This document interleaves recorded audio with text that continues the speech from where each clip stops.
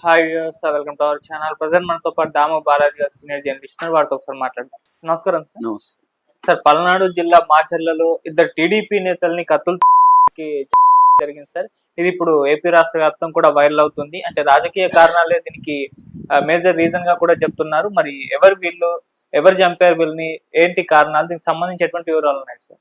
Yeah Macherla నియోజకవర్గంలో దుర్గి మండలంలో అడిగొప్పల గ్రామంలో ఒక జంట హత్యలు ఇప్పుడు మళ్ళీ ఆంధ్రప్రదేశ్ ను కుదిపేస్తుంది.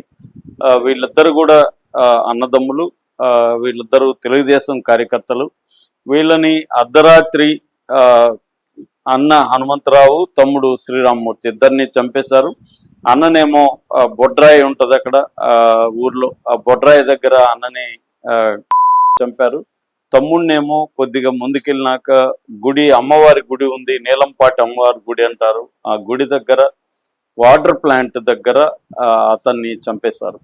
సో అన్న హనుమంతరావు, తమ్ముడు శ్రీరామ్మూర్తి ఇద్దరిని కూడా ఒకే కుటుంబానికి సంబంధించిన అన్నదమ్ముండి చంపడం అనేది ఆ ఊర్లోనే కాకుండా చుట్టుపక్కలంతా కూడా ఒక్కసారిగా కలకలం రేగింది. అందరూ భయభ్రాంతులు అయిపోయారు. పోలీసులు వచ్చారు, విచారణ జరుపుతున్నారు. ఆ బాడీని తీసుకెళ్లి గవర్నమెంట్ హాస్పిటల్లో పోస్ట్ మార్టంకి ఇచ్చారు. ఇది రాత్రే జరిగింది కాబట్టి ఇంకా విచారణ కంటిన్యూ అవుతుంది. ఎవరు చంపారు ఏంటి అనేది ఇంకా తేలలేదు. హనుమంతరావు అంటే వీళ్ళిద్దరు కజిన్స్ అని చెప్తున్నారు. హనుమంతరావు అంటే అన్న ఫ్యామిలీ వాళ్ళు చెప్తున్నది ఏమంటే, మాకు ఎవరితో పగలు కానీ ఏమీ లేవు, ఎవరు చంపారనేది మాకు కూడా అర్థం కావట్లేదు అని చెప్తున్నారు. కానీ శ్రీరామ్మూర్తి సంబంధించిన బంధువులు, వాళ్ళ అమ్మ నాన్న వాళ్ళు మాత్రం లేదు, మా వాళ్ళకి కొన్ని గొడవలు ఉన్నాయి అనేది చెప్తున్నారు. వీళ్ళిద్దరూ తెలుగుదేశం కార్యకర్తలు కాబట్టి ఇందులో ఏమన్నా రాజకీయ కోణం ఉందా అన్న యాంగిల్లో కూడా చూస్తున్నారు. కానీ వాళ్ళ కుటుంబ సభ్యులు మాత్రం రాజకీయ కోణం ఏమీ లేదని చెప్తున్నారు.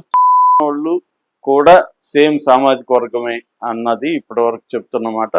అంటే కుటుంబ కలహాలు ఉన్నాయి, తర్వాత వ్యక్తిగత కక్షలు ఉన్నాయి. దానివల్లనే అర్ధరాత్రి వీళ్ళని మాటుగాసి వాళ్ళని బయటికి రప్పించి, ఫోన్లు చేసి బయటికి రప్పించిన తర్వాత ఇద్దరిని ఒకే దగ్గర అనుకున్నారా, చంపాలనుకుంటే తమ్ముడు అన్న ముందు దొరికాడు. తమ్ముడు తప్పించుకొని పరిగెత్తుతూ ఉంటే అతన్ని చేజ్ చేసి వాటర్ ప్లాంట్ దగ్గర చంపి అన్న అనుమానాలు కూడా ఇప్పటి వరకైతే పోలీసులకి వస్తున్నాయి. దీన్ని ఇంకా నిందితులు అయితే దొరకలేదు. శ్రీరామ్మూర్తికి సంబంధించిన అంటే తమ్ముడికి సంబంధించిన బంధువులు మాత్రం కొంతమంది పేర్లు చెప్తున్నారు. వాళ్ళు సేమ్ సామాజిక వర్గం వాళ్ళే అని చెప్తున్నారు. కాకపోతే ఇది కుటుంబ కలహాలు అనేదే ఇప్పటికి ఎస్టాబ్లిష్ అవుతుంది. కుటుంబము అండ్ వ్యక్తిగత కక్షలు అన్నదే ఎస్టాబ్లిష్ అవుతుంది. రాజకీయ యాంగిల్ అయితే ఇప్పటి వరకు ఉన్నట్టుగా అయితే బయటికి అయితే రాలేదు.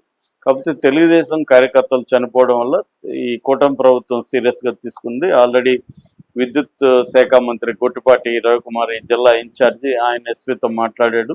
సీరియస్గా దీన్ని పరిశీలించండి, దీన్ని ఇమ్మీడియట్గా వాళ్ళు ఎంత ట్రోల్ అయినా వదలకండి, ఖచ్చితంగా వాళ్ళు ఒకవేళ మా పార్టీ వాళ్ళైనా కూడా వదలకండి, హంతకుల్ని శిక్షించాలి అని చెప్తున్నాడు. అలాగే పాత నేరస్తులు ఎవరో లిస్టు తీసి మొత్తం వాళ్ళకందరికీ కూడా కౌన్సిలింగ్ ఏంటి అని చెప్తున్నారు. ఎందుకంటే ఈ ప్రభుత్వం వచ్చినా కూడా మాచర్ల చుట్టుపక్కల అంటే పల్నాడు ఏరియా అంటారు, పల్నాడు ఏరియాలో హత్యలు అనేవి పెరుగుతున్నాయి.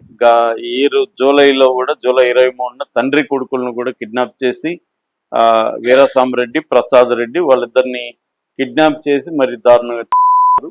సో మామూలుగా మనకి పల్నాడు ఏరియాలో ఒక రాయలసీమ కైండ్ ఆఫ్ బ్యాక్వర్డ్నెస్ ఉంటుంది. రాయలసీమ కైండ్ ఆఫ్ కక్షలు కార్పణ్యాలు అక్కడ ఎప్పటి నుంచో దశాబ్దాలుగా, అంతకుముందు శతాబ్దాలుగా కూడా క్రైమ్ అనేది అక్కడ జరుగుతుంది. మామూలుగా ఏంటంటే ఇది ఒక రకమైన ఫ్యాక్షన్ రాజకీయాలు అంటారు. రాయలసీమలో మనకి అనేక సినిమాలు కూడా వచ్చాయి కాబట్టి చూసాం మనం. ప్రధానంగా ఏంటంటే కొంతమంది రాజకీయ నాయకులు ప్రతి గ్రామంలో 2 గ్రూపులుగా ప్రజల్ని విడదీసేసి ఒక గ్రూపు ఒక పార్టీ, ఇంకొక గ్రూపు ఇంకొక పార్టీ. ఒకప్పుడు కాంగ్రెస్ పార్టీనే అధికారంలోకి ఉన్న రోజులు కొంత ఇబ్బంది లేకుండా నడిచింది. ఎప్పుడైతే తెలుగుదేశంకి అధికారంలోకి వచ్చిందో, తెలుగుదేశం పార్టీ ఏర్పడిన తర్వాత అధికారానికి వాటా కోసం ఈ 2 వర్గాల మధ్య గొడవలైన మొదలైన కొంతమంది రాజకీయ నాయకులు ఏం చేస్తున్నారంటే గ్రామాల్లో కంట్రోల్ కోసం రెండు గ్రూపులుగా విడగొట్టి ఆ రెండు గ్రూపుల్ని తమ కంట్రోల్లో పెట్టుకోవడం అనేది జరుగుతుంది. సో దీంట్లో ప్రధానంగా పేదలే బలవుతూ ఉంటారు పెద్దల కంటే కూడా. ఎందుకంటే వీళ్ళు రంగంలో దిగి వీళ్ళ ఫ్యామిలీస్ దానివల్ల సఫర్ అవ్వడం, వాళ్ళు జైలుకి వెళ్ళి 10 ఏళ్ళు 20 ఏళ్ళు జైళ్ళలో ఉండడం, కుటుంబాలు స్త్రీలే నడపాల్సిన పరిస్థితి రావడం, ఇలాగా రాయలసీమలో కూడా కొన్ని దశాబ్దాల పాటు ఈ ఫ్యాక్షన్ రాజకీయాల వల్ల వందలాది కుటుంబాలు బలైపోయినాయి. అయితే తర్వాత కొంత ఎడ్యుకేషన్ పెరగడం, ముఖ్యంగా చంద్రబాబు పీరియడ్లో కొంత ఫ్యాక్షన్ని స్ట్రిక్ట్గా డీల్ చేయడం, తర్వాత ఫ్యాక్షన్ లీడర్లు అందరూ కూడా వాళ్ళ పిల్లలంతా ఎడ్యుకేషన్లోకి వెళ్ళిపోయి చాలా మారిపోవడం, బయటకు వెళ్ళిపోవడం ఇది జరిగింది. కానీ కొన్ని ముఖ్యంగా అనంతపూర్లో పరిటాల రవి కావచ్చు, లేకపోతే సూరి కావచ్చు, వీళ్ళ మధ్య గొడవలు దాదాపు అక్కడే ఒక అనంతపూర్లోనే దాదాపు 150 మంది వీళ్ళిద్దరు గొడవల్లో చెప్తారు. మనకి సినిమాల్లో కూడా మన రామ్ గోపాల్ వర్మ వీళ్ళు సినిమాల్లో కూడా తీశారు కదా. సో ఇలాగా అట్లాగే కర్నూలు, ఒకప్పుడు కడప ఫ్యాక్షనిజం ఎక్కువ ఉండేది, దాని తర్వాత కర్నూలు, అనంతపూర్లో ఇప్పటికి కూడా ఎంతో కొంత ఫ్యాక్షన్ ఉంది, కానీ ఆ స్థాయిలో అయితే లేదు. దానికి ప్రధాన కారణం అభివృద్ధి ప్లస్ ఎడ్యుకేషన్ ఇది పెరగడం, అట్లాగే రాజకీయ నాయకులు కూడా పై స్థాయిలో కంట్రోల్ చేయడం అనేది కొంత పెరిగింది. కానీ ఇప్పుడు పల్నాడు ఏరియాలో మాత్రం ఇంకా మనకు కనబడుతుంది. 1.5 సంవత్సరం గ్యాప్లోనే 7 మంది హత్యకు గురైనట్టుగా చెప్తున్నారు ఈ ఏరియాలో. సో ఒకరోజే 4గురిని కూడా సంఘటనలు ఉన్నాయి. ఇప్పుడైతే ఈ ఇయర్లోనే జూలైలో జంట హత్యలు, మళ్ళీ ఇప్పుడు అప్పుడేమో తండ్రి కొడుకులు, ఇప్పుడేమో అన్నదమ్ములు.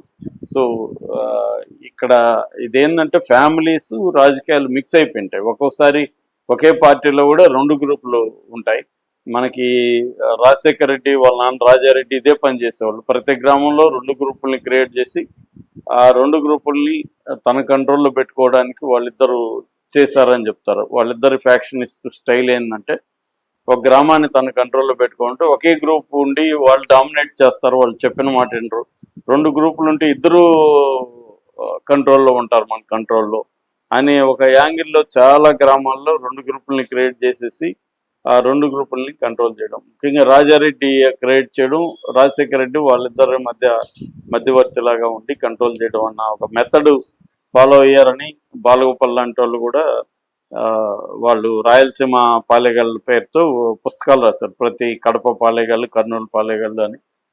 అంటే ప్రతి జిల్లాల్లో కూడా ఫ్యాక్షనిజం ఎలా ఉంటుందని రీసెర్చ్ చేసి పౌరకుల సంఘం తరఫున బుక్ వచ్చిందన్నమాట. చిన్న చిన్న బుక్లెట్లు వేశారు. ఆ బుక్లెట్లో వాళ్ళు క్లియర్గా ఏంటంటే ఇది రాజకీయ నాయకులు వీళ్ళని విభజించి ఆడ మామూలుగానే కొంత వెనుకబాటుతనం కావచ్చు, లేకపోతే అదే కుందా నది ఏదో ఉంది, ఆ నది నీళ్ళే అలాంటివన్నీ కూడా అంటారనమాట. అంటే పాలెగాళ్ల సంస్కృతి దగ్గర నుంచి ఇక్కడ కూడా అంతే. పల్నాడులో కూడా ఎప్పుడు మనకి నాగమ్మ, బాలచంద్ర ఇవి వింటుంటాం కదా కథలు. అక్కడి నుంచి కూడా ఈ పగలు ప్రతీకారాలు అనేవి తరతరాలుగా వస్తుంటాయి. అంటే ఆస్తులు ఎట్లయితే మనకు ఆస్తుల అప్పులు ఎట్లా వస్తాయో పగలు ప్రతీకారాలు కూడా పుట్టుకతో వస్తాయి. అంటే పుట్టగానే నువ్వు పలానోడిని నువ్వు మీ నాన్నను చంపాడురా, నువ్వు వాడిని చంపాలి అని చిన్నప్పటి నుంచి వాడికి నూరు పోస్తారు. అలాగా ఒక వంశపారంపర్యంగా పరిటాల రవి ఒకసారి అదే అన్నాడు, నేను పుట్టుకతోనే నాకు ఎనిమిస్ ఉన్నారు అని. నాకు ఆస్తులు అప్పులు ఉన్నాయి లేదా పక్కన పెడితే నేను పుట్టగానే నాకు ఎనిమిస్ ఉన్నారు అంటే ఎనిమిస్ వాళ్ళ నాన్న ఎనిమిస్ అతనికి సంక్రమించారనమాట. సో అలాగా ఇప్పుడు నేను బతకాలంటే నా ఎనిమిస్తో ఫైట్ చేయాలి, వేరే మార్గం లేదు, లేదా నన్ను. కాబట్టి నేను కూడా ఈ వైలెన్స్ లేక అనివార్యంగా వచ్చాను అనేది ఆయన చెప్పేవాడు. అలాగా ఇది వంశపరంగా ఉంది. ఇది కూడా ఇప్పుడు కూడా మనకి ఈ సంఘటన కూడా కుటుంబ నేపథ్యమే కనపడుతుంది. కుటుంబంలో వచ్చిన కలహాల్లో నుంచే హత్యలు జరిగినట్టుగా మనకి ఇప్పటి వరకు అయితే అందుతున్న సమాచారం మేరకి మనం అనుకోవచ్చు. Okay sir, thank you so much.